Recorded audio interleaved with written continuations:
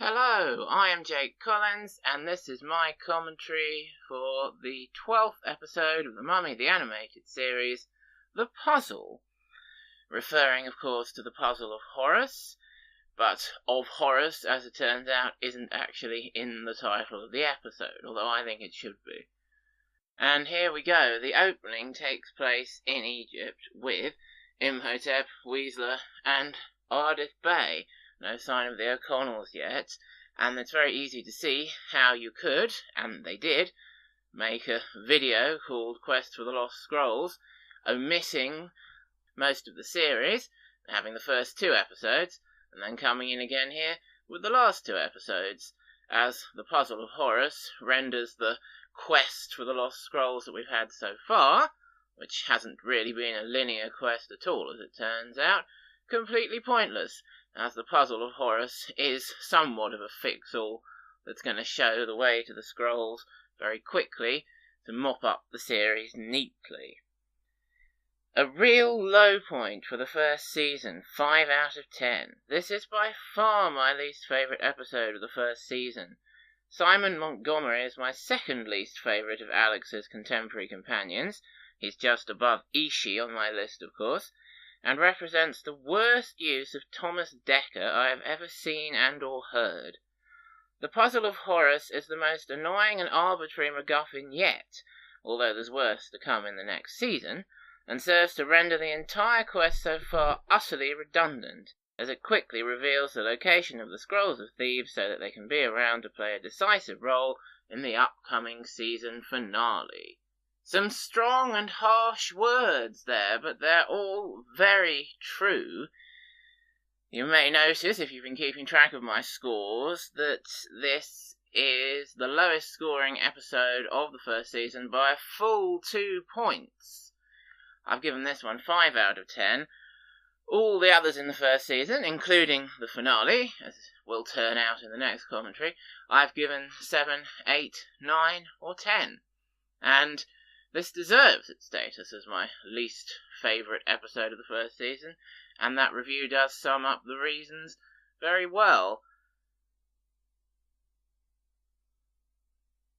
Clearly, they should have spent their time finding the Puzzle of Horus, and then very quickly using it to learn the location of the scrolls, rather than mucking around all over the world on false leads. But then we wouldn't have had the really good, exciting, well-done first season. And here he is, Simon Montgomery. He's above Ishi on my list of companions for Alex, because he's a much less annoying character than Ishi, and Simon is nice to Alex. Simon likes Alex a lot, and even though he's a rather badly done character, and a completely useless, pointless, arbitrary part of the episode, and the episode would be better without him, at least he's not spending the whole time having a go at Alex and just being nasty and pointlessly horrible and making the episode feel not very nice. You may notice that Alex is wearing his sleeves long for once, so that Simon won't immediately notice the Manacle of Osiris. Possibly this was a deliberate decision by Alex to try and hide the Manacle, as he was keeping his supernatural adventures secret from Simon. Simon spotted it anyway. I mean, if I was feeling sceptical, I'd say, well, they've just bothered drawing him with his sleeves down for once, so that they can have that bit. Oh, what's that? His sleeves must have been down the whole time. Alex's sleeves must have been down, otherwise Simon would have noticed the Manacle before. But there we go. Alex using the Manacle to take out the trash, just so that Simon can spot it there. Doesn't make a lot of in-universe sense, but I guess you have to have it for the events of the episode to take place.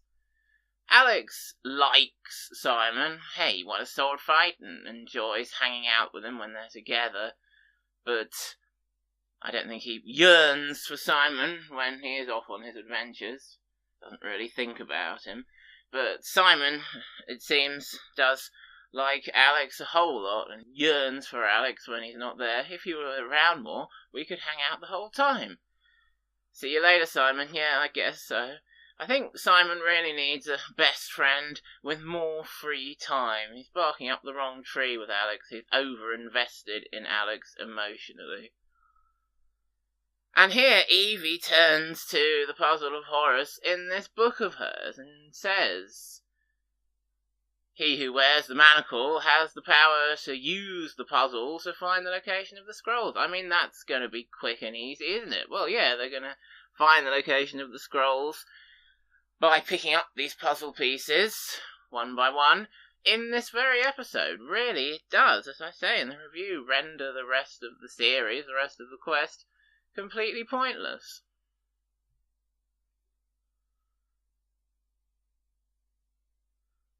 It's a shame, really, from their point of view. They didn't find the Puzzle of Horus before. As I say in the review there, Simon is voiced by Thomas Dekker, who's added so much great voice work to a lot of cartoons, such as Extreme Ghostbusters, and a lot of great acting in person work to shows such as Heroes.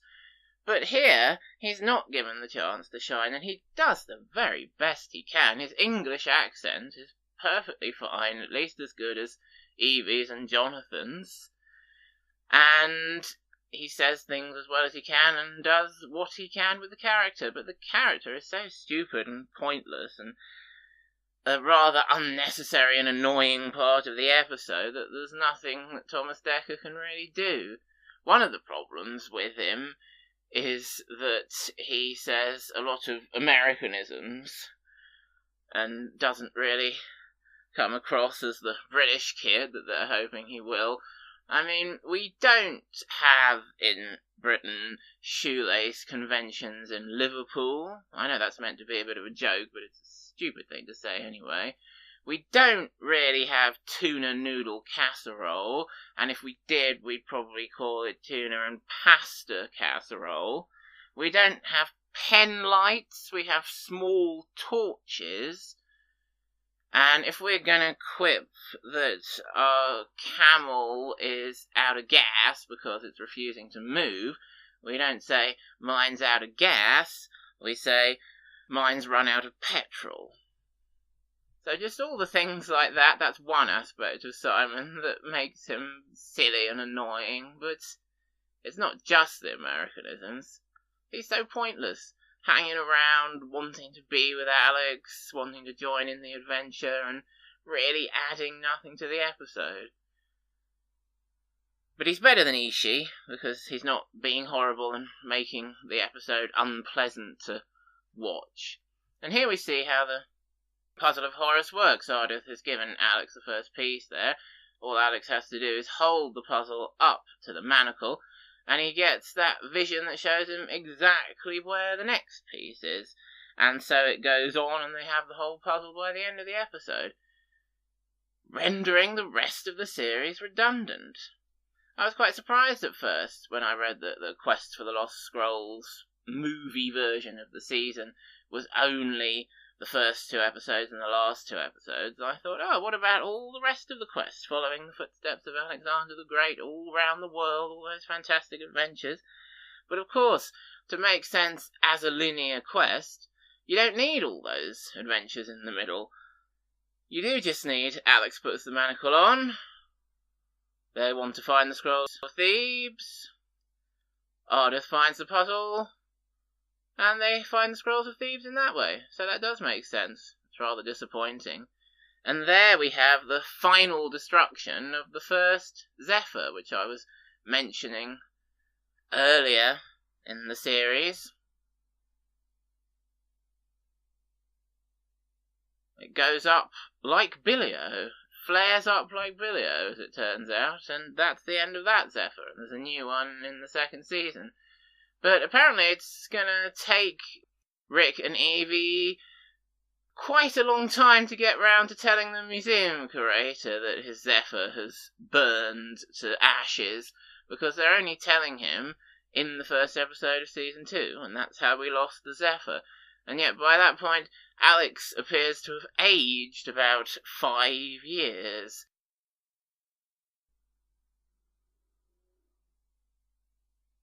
So the timings of the series do go a little strange and don't match up perfectly at times.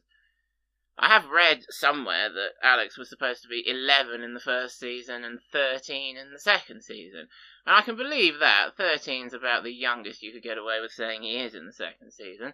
I think he seems more like he's 16 or 17, but I'd buy 11 and 13. But that still means it took them 2 years to report the loss of the Zephyr to the curator, so the timings don't really work out. Alex uses the Manacle, which I see back there, to control this forklift truck, which is quite good. It shows the progress Alex is making with the Manacle. He's able to control bigger things to a high degree of control. He makes the forklift go where he wants and do what he wants, so that's good to see the progression of the Manacle and the power that Alex has over it, showing that his fear that he's not going to be able to control the Manacle is going to be something he can overcome, and he'll eventually use the Manacle in the final defeat of Imhotep. Oh, well, he should do anyway.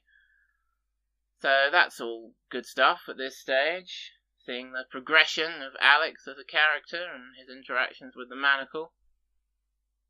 Oh, and here we go, it's happening again, another vision that shows them directly where the next piece of the Puzzle of Horus is.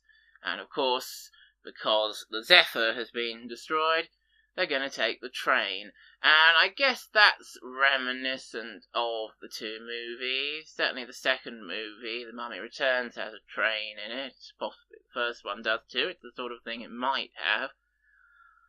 And as I say, I do appreciate it when they stick in these little movie references and bits that are reminiscent of the movies, just to remind us this is something like that universe, a slightly different, askew version of the Mummy universe. But having said that, I don't really like how they use the train sequence here. Doesn't really do anything for me, all this Imhotep chasing them around on the train and detaching the carriage and derailing it and the other trains coming.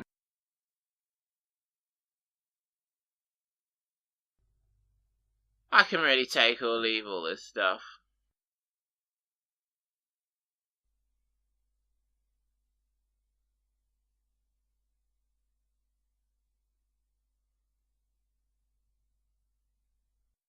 Now, Simon's been desperate for ages to get into that position with Alex on top of him like that, but unfortunately, there's no time to hang around and enjoy it.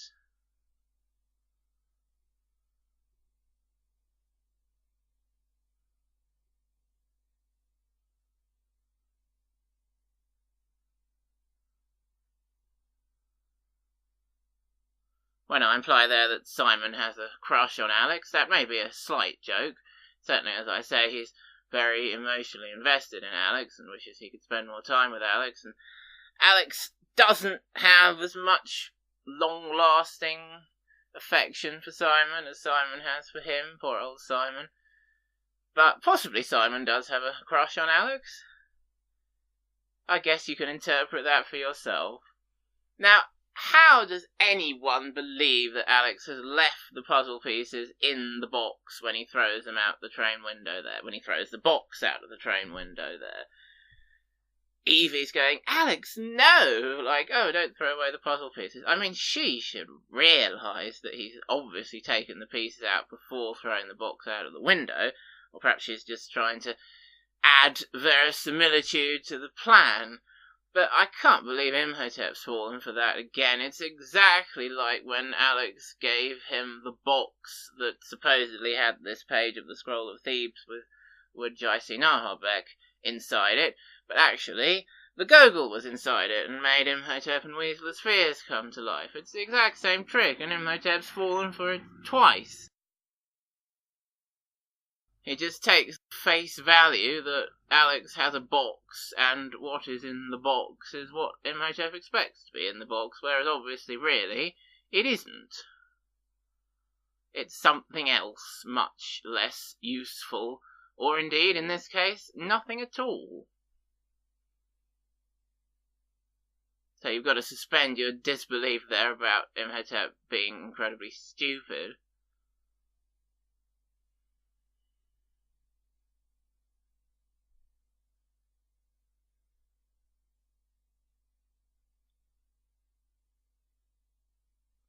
Oh, Imhotep, you only have yourself to blame. Dear oh Lord.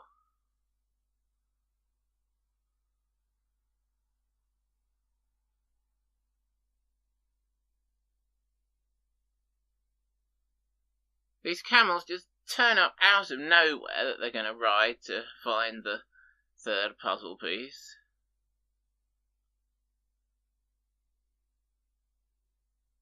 A strange episode, this one. One to get the season concluded, find the Scrolls of Thebes, because we need to find them before the end of the series for the denouement to happen. And, yeah, we just need to get to that point, and how we get there I don't find very believable or entertaining, really.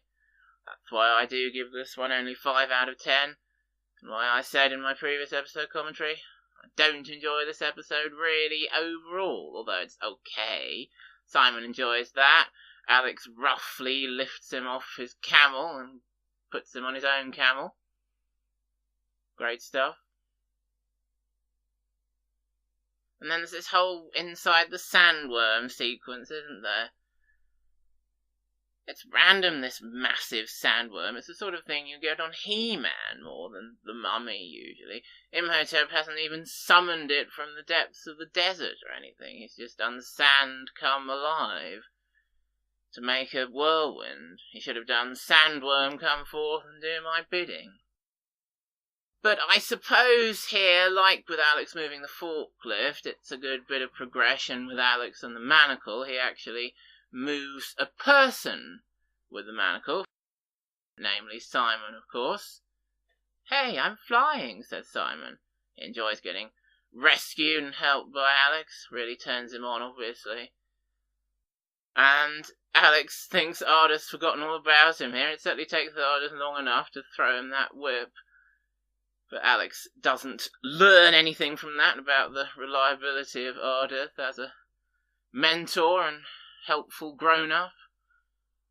Which is a bit of a shame, really. Because he's soon going to learn that Ardith might not have an entirely positive influence on his life and his development. Jonathan found the third puzzle piece there. One of his moments? Yes, I think that can go in one of Jonathan's moments column. And of course, I've been reminded now that the actual bit I was referencing in one of the very early commentaries, where Jonathan says, I do have my moments, having done something that Rick or Evie has praised him for, is actually in the next episode, not this one, in the final episode, when they're actually in Paris. It's towards the beginning of that episode, so I'll be sure to comment on that sequence and Jonathan's moments when I do the next commentary. The Puzzle of Horus is obviously automatically updating because it shows them, as a vision of Paris, the Eiffel Tower, which certainly didn't exist when Horus and his soldiers buried the puzzle pieces in ancient times. So the puzzle is very magical. The holographic vision it projects updates automatically to be the most visually striking, well-known, current landmark of whatever place it's supposed to be showing. In this case, for Paris, the Eiffel Tower. And it turned out in that bit that Simon is very good at puzzles. That's why Alex gave him the final puzzle piece to put in. Trying to build up Simon's self-esteem there, possibly? Well, it worked anyway, and Simon managed to put the puzzle together. But he's still a completely pointless part of the episode, and I'd rather have seen it without him. Fortunately, he's had enough now. He's like, I'm going home, and he lists all the things that's happened to him, that he's really had enough of and has made him want to finish the adventure as soon as possible. Parents are meeting him in Cairo.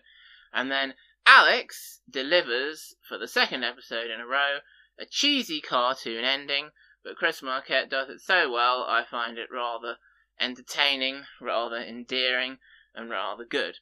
Simon's listed all the things that happened to him, like, wow, this has been the more extreme adventure than I ever could have guessed, and Alex is like, wow, and I thought it was a slow day. I mean, that is a classic cheesy cartoon ending, but once again, Chris Marquette delivers it so well that it really, really works.